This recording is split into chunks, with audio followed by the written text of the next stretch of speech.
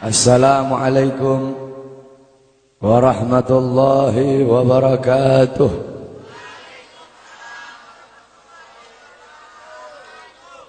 Bismillahirrahmanirrahim. Alhamdulillahil qawiyyi sultanuh, al-wadihil burhanuh, al-mabsut fil wujud karamuhu wa ihsanuh.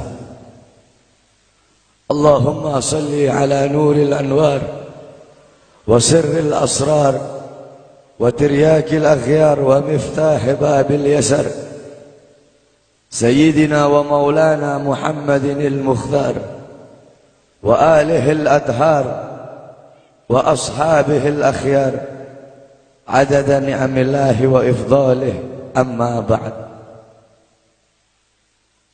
Yang saya cintai, yang saya muliakan para alim ulama, para habaib, para kiai, para asatid, para tokoh masyarakat, para aparat pemerintah, wabil khusus Al-Habib Abdullah bin Muhsin Al-Muhdar, yang saya cintai, yang saya muliakan, guru kita bersama Kiai Haji Mahdi beserta para kiai, para asatid yang lain, yang saya cintai, yang saya muliakan, ketua panitia beserta seluruh panitia, ketua musalla Ar-Raudhah, imam musalla beserta seluruh hadirin dan hadirat, bapak-bapak, ibu-ibu, pemuda-pemudi umat Sayyidina Muhammad yang selalu dimuliakan oleh Allah Subhanahu wa taala. Alhamdulillah, segala puji dan syukur kembali ke hadirat Allah Subhanahu wa ta'ala. Dialah Allah Subhanahu wa ta'ala, Tuhan seru sekalian alam. Dialah Allah, Raja yang menguasai segala kekuasaan. Dialah Allah Subhanahu wa ta'ala yang maha besar dari segala sesuatu yang besar. Yang besar selain Allah kecil. Dialah Allah Subhanahu wa ta'ala yang maha kaya dari segala sesuatu yang kaya. Yang kaya selain Allah miskin. Dialah Allah Subhanahu wa ta'ala, Raja di atas para raja. Yang raja selain Allah budak. Dialah Allah Subhanahu wa ta'ala yang maha perkasa, yang maha kuat. Yang perkasa selain Allah, yang kuat selain Allah lemah. Dialah Allah Subhanahu wa ta'ala yang maha hidup. Yang hidup selain Allah pasti akan mati. Yang ada selain Allah pasti akan tiada. Yang wujud selain Allah pasti akan binasa. Sedangkan hidupnya Allah, adanya Allah, wujudnya Allah selama-lamanya, kekal abadi, tidak akan pernah musnah dan tidak akan pernah binasa. Dialah Allah yang dimana kedekatan hamba dengannya tidak akan membuat hamba itu setara dengannya. Jauhnya hamba darinya tidak akan membuat dinding penghalang antara hamba dengannya. Dialah Allah yang dimana walaupun seluruh hamba-hamba dari awal zaman sampai akhir zaman semuanya berbuat baik, tidak akan menambahkan sedikit pun keagungan di sisi. Dan dialah Allah yang dimana walaupun seluruh hamba-hamba dari awal zaman sampai akhir zaman semuanya berbuat dosa, tidak akan mengurangi sedikit pun keagungan di sisinya. Dan dialah Allah yang dimana pada malam hari yang mulia ini, di tempat yang penuh dengan barakah ini, Allah Subhanahu wa ta'ala sedang memandang kita semua yang duduk di tempat ini. Allah pandang dengan pandangan rahmat. Allah pandang dengan pandangan kasih sayang. Allah pandang dengan pandangan maghfirah. Allah pandang dengan pandangan pengampunan. Kenapa saudara-saudara? Karena kita mendapatkan keberkahan dan kemuliaan dari baginda agung Nabi besar Muhammad sallallahu alaihi wasallam. Allah Subhanahu wa ta'ala mengampuni dosa-dosamu yang telah lalu. Mulai dari langkahan kaki kalian dari rumah kalian menuju ke tempat ini. Dari tempat ini kalian pulang menuju ke rumah. Di situ Allah ampuni dosa-dosa yang akan datang. Kenapa? Karena duduknya kita di sini mendapatkan barokah dari para ulama. Duduknya kita di sini mendapatkan barokah dari orang-orang saleh. Kita duduk di sini berkumpul bersama para kiai, berkumpul bersama para ustadz, berkumpul bersama orang-orang saleh. Qala Rasul sallallahu alaihi wasallam, "Man zara aliman fa ka'annama zarani, man safaha aliman fa ka'annama safahani, man jalasa aliman fa ka'annama jalasani fid dunya, faman jalasani fid dunya ajlastuhu ma'i yaumal qiyamah." Berkata Rasulullah sallallahu alaihi wasallam, siapa orang yang mendatangi ulama, mendatangi kiai, mendatangi ustadz, mendatangi guru-guru agama, sama seperti kalian mendatangiku, kata Rasul. Siapa orang yang musafahah, mencium tangan ulama, mencium tangan kiai, mencium tangan guru-guru agama, sama seperti kalian mencium tanganku. Dan siapa orang yang di dunia duduk berkumpul bersama ulama, duduk berkumpul bersama orang-orang soleh, duduk berkumpul bersama para kiai, sama seperti kalian duduk denganku di dunia. Dan siapa orang yang duduk denganku di dunia, kelak di yaumil qiyamah akan aku dudukkan dia bersamaku. Orang-orang yang beruntung di akhirat, orang-orang yang berbahagia di akhirat, bukanlah orang-orang yang hanya datang sekedar bawa pahala salat, yang hanya datang sekedar bawa pahala zakat, yang hanya datang sekedar bawa pahala haji. Akan tetapi orang-orang yang beruntung di akhirat, orang-orang yang kedua matanya dihalalkan oleh Allah untuk memandang wajah indah baginda Sayyidina Muhammad. Saudara-saudara, kelak di akhirat, kalau kedua mata kita tidak bisa memandang wajah Nabi, kalau kedua mata kita Allah haramkan untuk memandang wajahnya Nabi, kita menjadi orang-orang yang celaka, kita menjadi orang-orang yang rugi kalau nanti tidak bisa memandang wajahnya Nabi Muhammad. Para sahabat-sahabat yang mulia, beliau-beliau ingin masuk surga. Tujuannya itu bukan istana yang temboknya terbuat dari emas putih, bukan istana yang tanahnya terbuat dari kasturi, bukan bidadari-bidadari, bukan telaga Al-Kautsar, bukan telaga Al-Haud. Tujuan para sahabat masuk surga, tujuan para sahabat masuk surga satu, berkumpul dengan Nabi Muhammad sallallahu alaihi wasallam. Andaikan di surga tidak ada Nabi, para sahabat tidak ingin masuk surga, saudara-saudara. Sayyidina Ja'far bin Abi Thalib, Ja'far At-Tuyyar, Ja'far At-Tuyur yang berterbangan di surga. Sayyidina Ja'far bin Abi Thalib, ketika beliau mati syahid, kedua tangannya terputus, Allah gantikan dengan sayap, sehingga Ja'far, ruhnya beliau menghadap Allah Subhanahu wa taala. Ketika ruhnya beliau mau sampai ketika ruh beliau mau sampai di hadapan Allah, tiba-tiba terbayang dari kedua matanya beliau pandangan kepada wajah baginda Nabi besar Muhammad sallallahu alaihi wasallam. Terbayang akan wajah Nabi Muhammad, sehingga beliau bermohon kepada Allah, ya Allah, izinkan aku kembali ke dunia untuk memandang wajah indah baginda Nabi besar Muhammad sallallahu alaihi wasallam. Sayyidina Abu Bakar As-Siddiq radhiyallahu anhu, ketika beliau sedang berkumpul bersama Nabi, Nabi Muhammad berkata, wahai Abu Bakar, apakah engkau sudah makan? Kata Sayyidina Abu Bakar, aku belum makan ya Rasulullah. Pulanglah engkau pergi makan dulu. Pulang Sayyidina Abu Bakar As-Siddiq. Ketika Sayyidina Abu Bakar As-Siddiq pulang, tidak lama kemudian datang lagi. Kata Rasul, wahai Abu Bakar, aku tidak pernah melihat orang makan secepat itu. Kok cepat banget engkau makan? Apa kata Sayyidina Abu Bakar? Ya Rasulullah, ketika aku akan memakan makanan itu ya Rasulullah, tiba-tiba teringat wajahmu ya Rasulullah. Makanya aku tinggalkan makanan itu dan aku kembali ke sini lebih memilih untuk memandang wajah indahmu ya Rasulullah. Maka rugi, celaka kalau kelak di akhirat kita tidak bisa memandang wajahnya Nabi Muhammad. Nah, bagaimana caranya biar kita bisa memandang wajahnya Nabi? Bagaimana caranya biar kita bisa berjumpa dengan Nabi?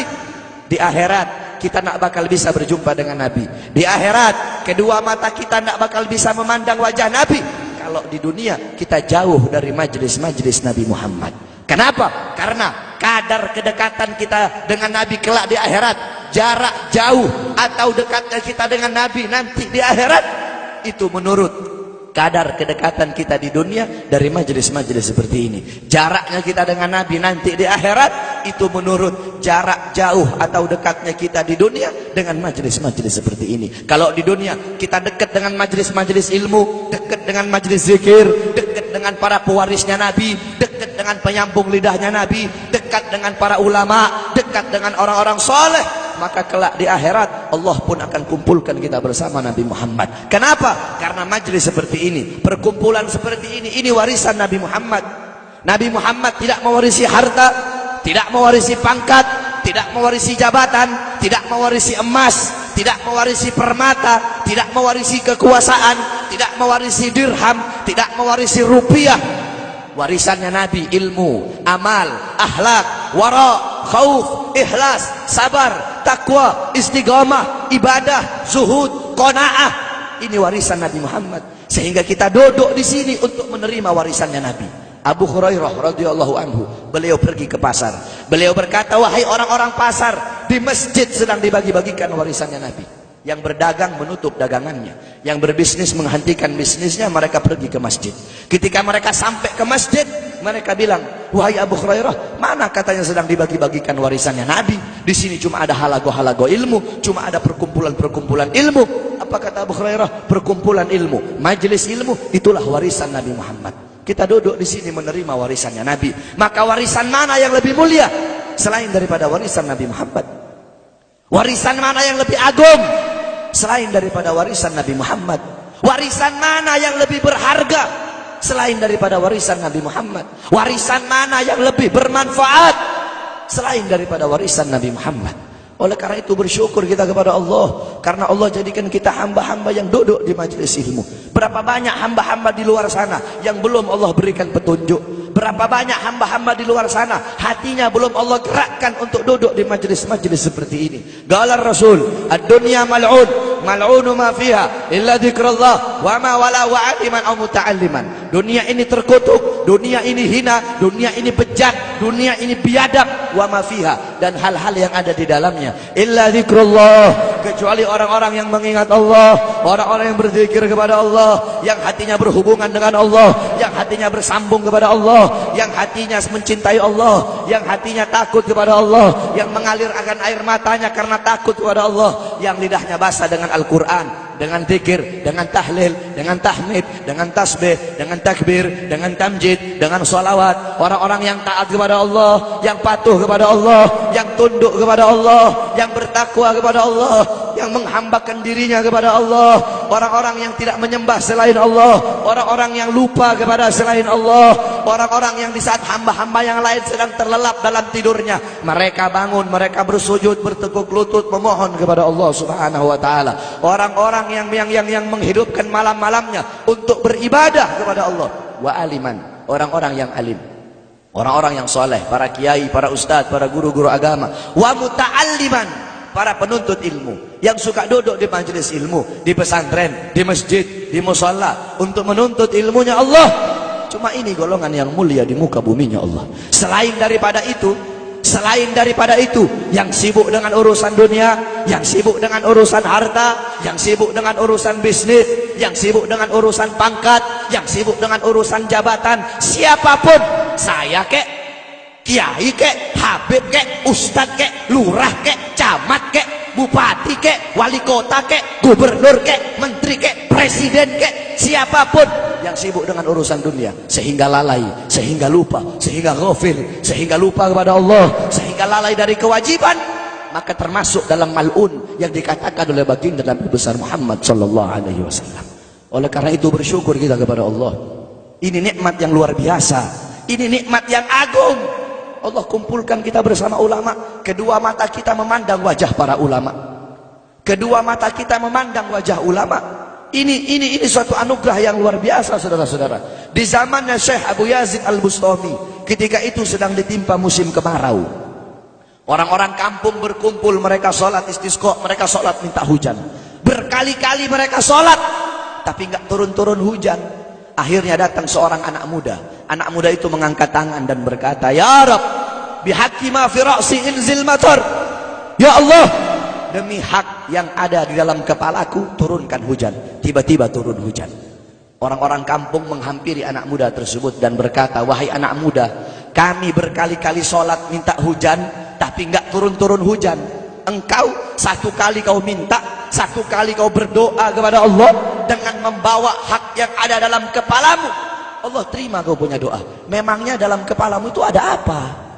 Anak muda tersebut berkata, di dalam kepalaku ada kedua bola mata, yang dimana kedua bola mata ini pernah aku gunakan untuk memandang wajahnya Syekh Abu Yazid Al-Bustami. Berkat kedua mata, sebab kedua mata yang pernah memandang wajah beliau, sebab kedua mata yang pernah memandang wajah orang soleh, maka aku bawa kedua mata ini menghadap Allah dengan harapan agar Allah menerima doaku dan Allah pun menerima doaku. Itu kedua mata yang memandang wajah orang soleh. Maka bagaimana kalau kita duduk berkumpul bersama ulama?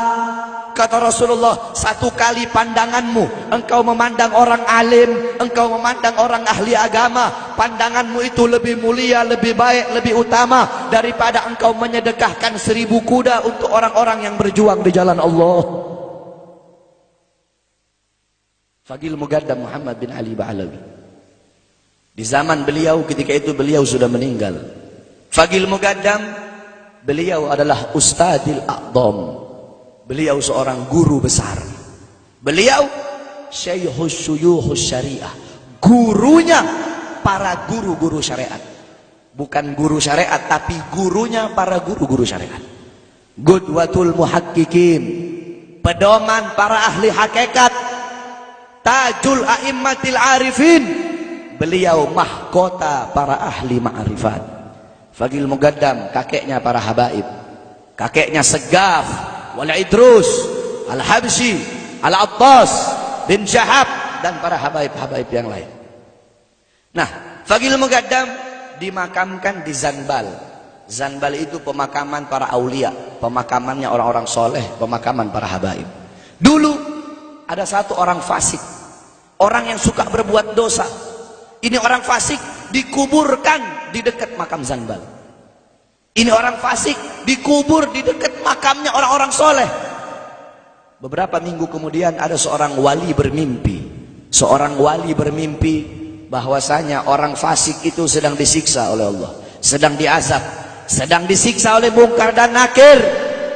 Tulang-tulangnya diremukkan. Tiba-tiba ketika dia sedang dalam penyiksaan, Fagil Mugaddam masuk ke dalam kuburnya orang fasik tersebut. Fagil Mugaddam masuk dan Fagil Mugaddam bilang, wahai Munkar Nakir, pergilah engkau. Jangan engkau siksa orang ini. Dengan engkau menyiksanya, teriakan dia, jeritannya dia mengganggu zikirku kepada Allah Subhanahu wa ta'ala. Orang fasik tersebut dapat syafaat hanya karena kuburnya dekat dengan makomnya orang soleh. Maka bagaimana kalau kita di dunia dekat dengan ulama, duduk bersama orang-orang soleh? Dalam sebuah athar, Allah Subhanahu wa ta'ala bertanya kepada Jibril tentang seorang hamba. Wahai Jibril, tanya kepada hamba tersebut, apakah dulu ketika di dunia dia pernah duduk bersama ulama? Ditanya oleh Jibril, tidak pernah, aku tidak pernah duduk bersama ulama. Tanya kepadanya, apakah dia pernah makan bersama ulama? Ditanya, dia bilang tidak pernah makan bersama ulama. Tanya kepadanya, apakah garis keturunannya ada yang bersambung kepada ulama? Ditanya, ternyata tidak ada. Apakah dia cinta ulama, kenal ulama? Tidak. Kata Allah, masukkan orang ini ke surga. Jibril berkata, kenapa kau masukkan ke surga? Dia nggak pernah duduk bersama ulama, tidak pernah makan bersama ulama, orang alim bukan. Kata Allah, karena dia mencintai seseorang, yang dimana seseorang yang dia cintai, cinta kepada ulama. Orang itu tidak langsung cinta ulama, tidak, tapi dia mencintai seseorang. Seseorang yang dia cintai itu cinta kepada ulama. Lihat, begitu luar biasanya mencintai para ulama. Karena beliau-beliau para ulama, orang-orang soleh, mereka orang-orang yang merindukan Allah dan Allah merindukannya. Mereka orang-orang yang mengutamakan Allah di atas segala-galanya, sehingga Allah mengutamakan mereka di atas segala-galanya. Mereka para ulama, orang-orang soleh, orang-orang yang banyak menangis karena takut kepada Allah. Dengan sebab-sebab mereka, dengan keberadaan beliau-beliau, hujan masih turun dari langit. Dengan sebab beliau-beliau, orang-orang yang takut, yang banyak menangis, karena beliau-beliau bumi masih menumbuhkan tumbuh-tumbuhan untuk kita. Andaikan tidak ada beliau-beliau, tidak ada para ulama, tidak ada orang-orang soleh, tidak ada para aslafun soleh, tidak ada para solihin, tidak ada para waliullah, tidak ada orang-orang yang takut kepada Allah, langit tidak mau menurunkan hujan untuk kita, saudara-saudara. Oleh karena itu bersyukur kita kepada Allah. Allah kumpulkan kita bersama para ulama, Allah kumpulkan kita bersama orang-orang soleh. Ini kemuliaan yang Allah berikan kepada kita sebagai umat Nabi Muhammad. Saudara-saudara, kita duduk di majelis yang mulia ini untuk memperingati Isra wal Mi'raj baginda Nabi besar Muhammad sallallahu alaihi wasallam. Kita duduk di sini, kita tidak pernah memandang langsung wajahnya Nabi. Kita tidak pernah berjumpa langsung dengan Nabi. Kita tidak pernah duduk bersama-sama dengan Nabi. Untuk apa kita duduk di sini kalau bukan karena iman dan cintanya kita kepada Nabi Muhammad? Padahal kita tidak pernah berjumpa dengan Nabi, bertemu dengan Nabi tidak pernah, duduk bersama Nabi tidak pernah. Tapi kita beriman kepada Nabi Muhammad. Kita cinta kepada Nabi Muhammad. Kita umat yang dirindukan oleh Nabi, umat yang dicintai oleh Nabi. Rasulullah ketika beliau sedang duduk bersama para sahabat, Rasulullah berkata, wahai para sahabat, tahukah kalian golongan-golongan yang soleh? Tahukah kalian golongan-golongan yang mulia? Sahabat berkata, apakah para malaikat ya Rasulullah? Rasul berkata, bagaimana mungkin malaikat tidak mulia sedangkan mereka berada di sisi Allah? Ada lagi yang mulia. Apakah para nabi dan rasul? Bagaimana mungkin nabi dan rasul tidak mulia sedangkan Allah menurunkan wahyu untuk mereka? Ada lagi yang mulia. Apakah kami ya Rasulullah? Bagaimana mungkin kalian para sahabatku tidak mulia sedangkan aku berada di tengah-tengah kalian? Ada lagi yang mulia. Kata sahabat, Allah dan engkau yang lebih tahu ya Rasul. Rasulullah menundukkan kepala, Nabi Muhammad menundukkan kepala. Dari kedua pelupuk mata beliau mengeluarkan air mata, membasahi pipi beliau sampai ke janggutnya beliau. Beliau menundukkan kepala sambil menangis dan beliau berkata, golongan yang mulia ini, golongan yang soleh ini, mereka golongan-golongan yang adanya nanti di akhir zaman. Mereka tidak pernah duduk bersamaku, mereka tidak pernah memandang wajahku, mereka tidak pernah mendengar langsung kata-kataku, akan tetapi mereka beriman kepadaku, kata Rasul. Mereka umat yang aku rindukan, mereka umat yang aku cintai. Tuba liman yarani wa amana bi, wa tuba summa tuba summa tuba liman lam yarani wa amana bi. Sungguh beruntung orang-orang yang beriman kepadaku, kemudian orang-orang yang melihatku kemudian beriman kepadaku. Dan sungguh beruntung, dan sungguh beruntung, dan sungguh beruntung. 3 kali keberuntungan, 3 kali kemuliaan bagi orang-orang yang tidak pernah melihatku akan tetapi mereka beriman kepadaku. Siapa? Kita umat Nabi Muhammad SAW. Kita tidak pernah memandang wajah Nabi, tidak pernah berkumpul dengan Nabi, tapi kita beriman kepada Nabi Muhammad. Apalagi kita umat Islam Indonesia. Umat Islam Indonesia, umat yang dicintai oleh Rasulullah As-Sayyid Al-Habib Muhammad bin Alwi Al-Maliki. Ketika beliau berziarah ke makam Nabi Muhammad, dalam keadaan sadar, beliau berjumpa langsung dengan Nabi Muhammad. Di belakang Nabi Muhammad ada ribuan orang. Habib Muhammad pun bertanya, ya Rasulullah, siapa yang ada di belakangmu ini ya Rasulullah? Ribuan orang ini, ribuan golongan ini, siapa ya Rasulullah? Rasulullah berkata, ini mereka yang ada di belakangku. Mereka adalah umat Islam yang aku cintai. Mereka umat Islam yang ada di Indonesia, kata Rasulullah SAW. Kita dicintai oleh Rasul. Kenapa? Coba kita lihat di Indonesia, saudara-saudara. Kalau bulan Maulud, kalau bulan Rabiul Awal, di kampung-kampung, di musola-musola, setiap masjid, setiap langgar, setiap pesantren, setiap RT, setiap RW pasti bikin maulid Nabi Muhammad. Kalau udah bulan Rajab, setiap pesantren, musola, masjid, kampung, RT, RW pasti bikin Isra wal Mi'raj sebagai Nabi besar Muhammad. Negara-negara yang lain, tempat-tempat yang lain tidak seperti kita, saudara-saudara. Makanya kita menjadi umat yang dicintai oleh Rasul, umat yang dimuliakan oleh Nabi Muhammad, umat yang dirindukan oleh Nabi Muhammad SAW. Allah berkata dalam Al-Quran, laqad ja'akum rasulun min anfusikum azizun alaihi ma'anittum harisun alaikum bil mu'minina raufur rahim.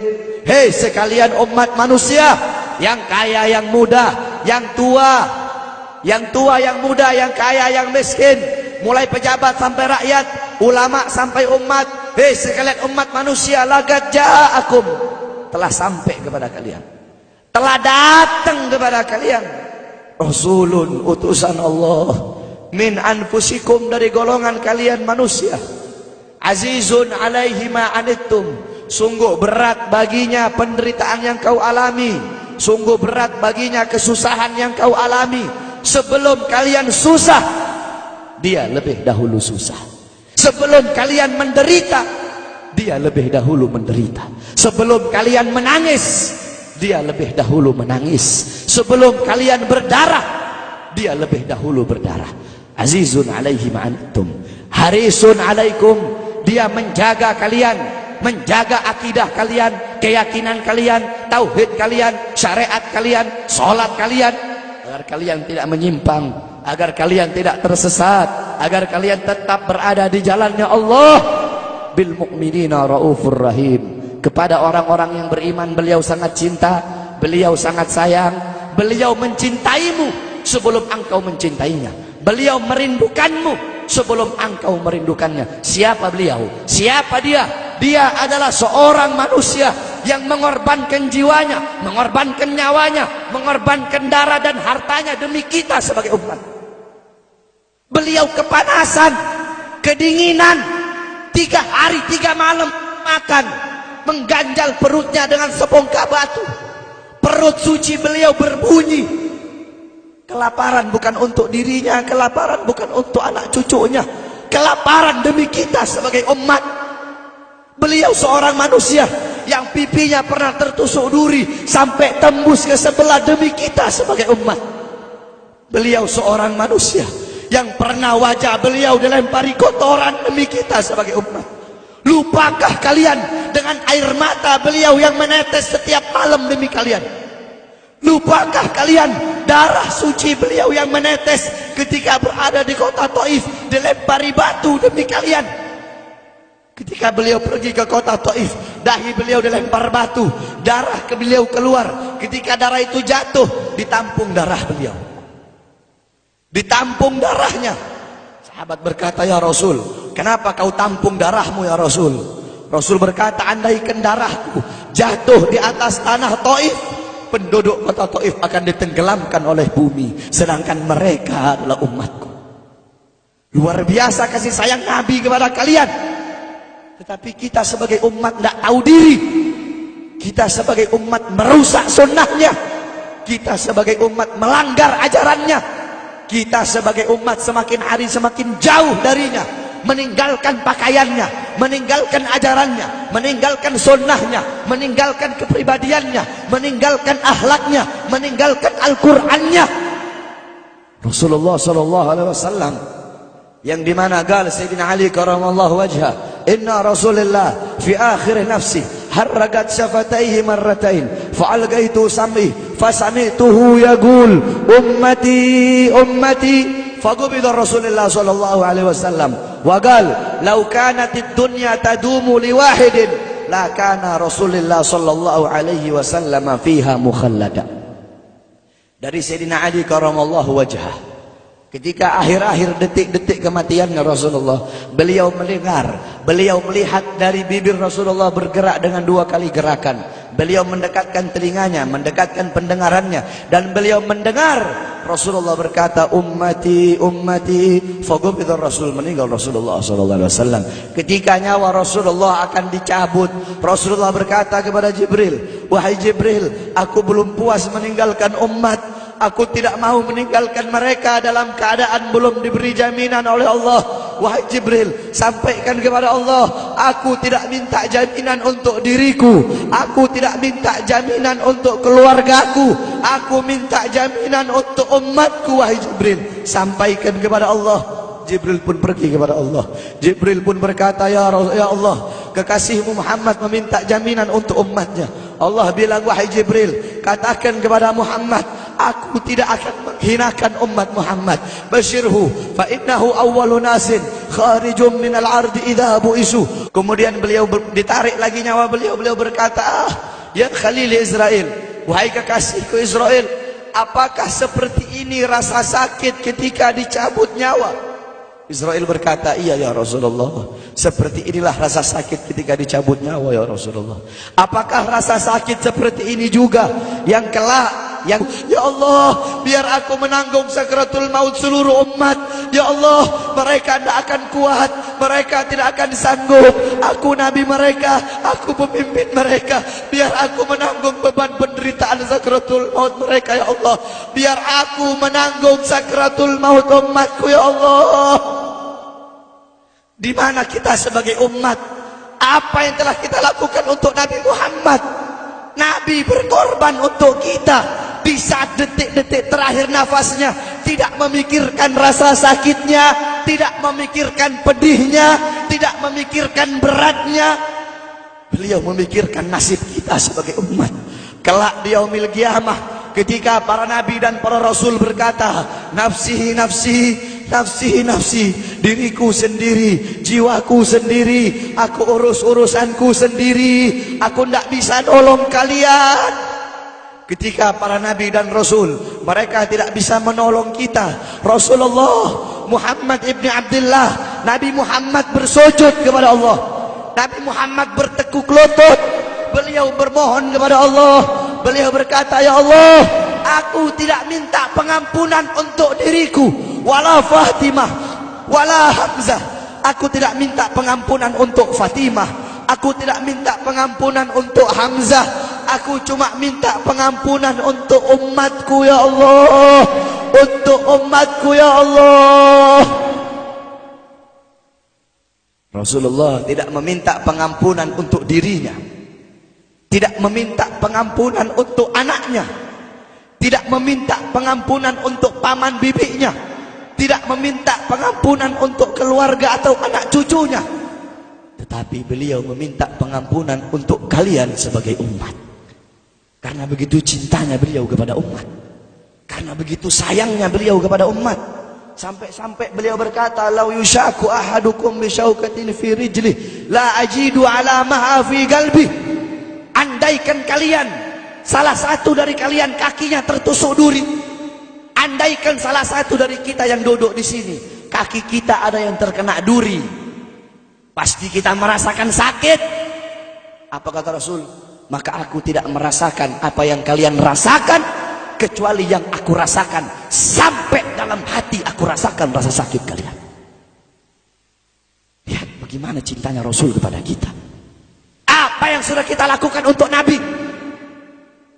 Sudahkah kita mengorbankan kedua mata kita untuk memandang hal-hal yang disukai oleh Nabi? Sudahkah mengorbankan kedua tangan kita memberi makan golongan-golongan yang dicintai oleh Nabi? Mengorbankan lidah kita untuk mendakwahkan, mensuarakan ajaran syiar Nabi? Sudahkah mengorbankan kedua kaki kita melangkah ke tempat-tempat yang diridhoi oleh Nabi? Kita masih belum bisa balas jasa Nabi, dan tidak akan pernah bisa membalas jasa Nabi Muhammad. Jangankan kita duduk di sini berjam-jam, walaupun kita duduk di sini sampai pagi kita duduk, seumur hidup kita duduk di sini, masih belum bisa membalas jasa Nabi Muhammad. Sekalipun kita merangkak, engkau merangkak dari rumahmu menuju makam Nabi, merangkak bukan dengan kaki, merangkak bukan dengan mata, bukan dengan tangan. Walaupun kalian merangkak dengan kedua mata dari rumah kalian menuju makam Nabi, itu masih belum bisa membalas jasa-jasa Nabi Muhammad sallallahu alaihi wasallam. Kita tidak bisa membalas jasa-jasa Nabi Muhammad. Kecintaan kita tidak ada apa-apanya. Apakah kecintaan kita lebih besar daripada kecintaan seorang anak kecil yang ada di zamannya Syekh Abdurrahman Ad-Dibai? Di zaman Syekh Abdurrahman Ad-Dibai, pengarang Maulid Diba, ketika beliau ingin berziarah ke makamnya Rasul, ketika beliau ingin ziarah ke makamnya Nabi, ada satu orang anak kecil ingin ikut berziarah. Maka kata rombongan, hai anak kecil, engkau tidak boleh ikut. Ini perjalanan memakan waktu berhari-hari, bisa 4 hari, 5 hari, bahkan sampai 1 minggu. Kau tidak boleh ikut. Pergi anak kecil tersebut. Pergilah rombongan Syekh Abdurrahman Ad-Dibai untuk ziarah ke makamnya Nabi. Tanpa sepengetahuan rombongan, ternyata anak kecil tersebut bergelantungan di bawah kereta kuda Syekh Abdurrahman Ad-Dibai. Anak kecil itu bergelantungan. Dia sampai berhari-hari gak makan, gak minum, gak tidur. Hanya apa? Hanya ingin pergi ziarah ke makam Nabi. Saking cintanya kepada Nabi Muhammad. Dia sembunyi-sembunyi bergelantungan di bawah kereta. Gak makan, gak minum, gak tidur berhari-hari. Sampai ketika sampai di Madinah. Sampai di Madinah, itu anak kecil jatuh. Itu anak kecil terjatuh. Rombongan bilang, bukankah ini anak kecil yang waktu itu mau ikut? Berarti sudah berhari-hari dia di bawah kereta ini. Dia nggak makan, dia nggak minum, dia nggak tidur. Anak kecil itu berlari. Anak kecil itu berlari sampai dia terjatuh. Saking bahagianya. Dia sudah sampai di Madinah. Dia ambil debu-debu Madinah.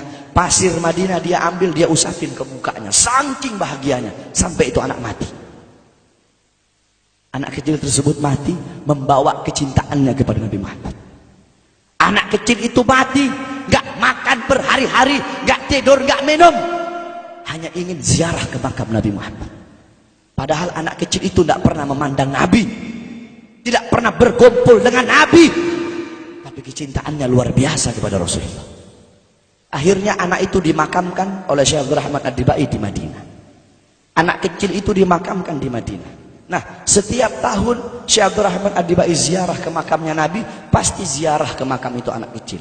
Yang anehnya, setiap Syekh Abdurrahman Ad-Dibai ziarah makam anak kecil tersebut, kubur anak kecil tersebut bergeser dengan sendirinya mendekati makam Nabi Muhammad SAW. Sampai sekarang makam anak kecil itu ada di samping Masjid Nabawi. Saking cintanya anak kecil tersebut kepada Rasulullah SAW. Kecintaannya kita tidak ada apa-apanya. Kita tiap hari maksiat, tiap hari berbuat dosa, melakukan hal-hal mungkarat, dhalalat, sayyiat. Takutlah kita kepada Allah. Kembalilah ke ajaran Nabi Muhammad. Jadikan beliau sebagai teladanmu, jadikan beliau sebagai pedomanmu. Hidupkan rumah tanggamu dengan ajaran beliau. Hidupkan kampungmu dengan dengan ajaran dan sunnah beliau. Jadikan rumah tanggamu rumah tangga Sayyidina Muhammad, kampungmu kampung Sayyidina Muhammad, desamu desa Sayyidina Muhammad, kotamu kota Sayyidina Muhammad.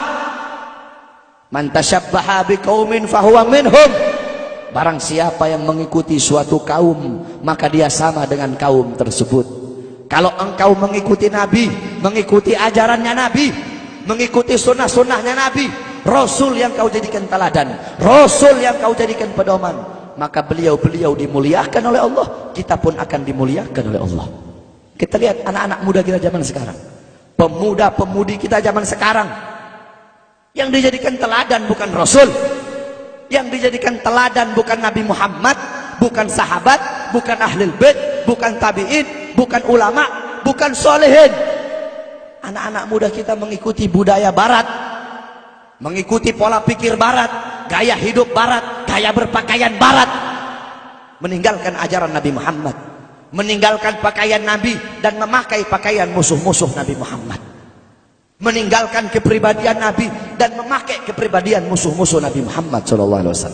Berapa banyak anak-anak muda kita di Indonesia rela menahan sakit, rela menahan sakit, menindik kupingnya, dia tindik kuping, tindik bibir, tindik telinga, semua satu muka ditindik, ditato, rela tahan sakit. Untuk apa? Untuk mengikuti idolanya orang-orang barat. Tetapi sudahkah anak-anak kita rela menahan sakit, duduk lama-lama di majelis Nabi Muhammad? Sudahkah anak-anak muda kita rela menahan sakit, iktikaf di masjid? Kenapa? Karena kita sebagai orang tua lalai dalam mendidik anak. Bapak-bapak zaman sekarang sibuk cari harta untuk ngasih makan jasmani anak-anaknya, tetapi lupa memberi makan ruhani, jiwa dan hati anak-anaknya. Apakah kau pikir kewajiban sebagai bapak cuma ngasih makan jasmaninya saja, ruhaninya, jiwanya, hatinya tidak kau kasih makan. Hati 3 hari gak kena ilmu, hati mati. Tanyakan bapak-bapak, tanyakan